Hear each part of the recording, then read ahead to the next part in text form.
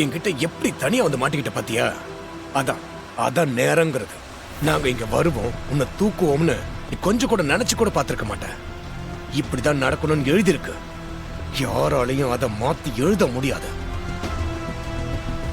டேய், இவளை ஊர் வரைக்கும் போக விட்டேன்னு வை, ஏதாவது கோக்குமாக்க பண்ணிடுவா.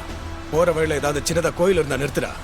அங்க வச்சு அவன் கட்டின தாலியை அறுத்து வீசிட்டு இவ கழுத்துல நான் தாலியை கட்டுறேன். சரி மாமா.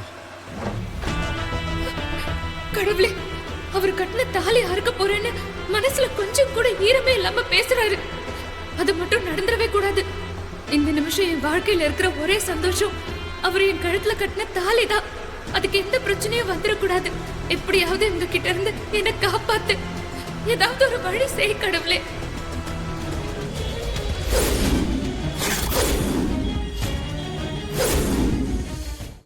இன்றே டவுன்லோட் செய்து உங்கள் ஃபேவரட் ஷோக்களை என்ஜாய் பண்ணுங்க.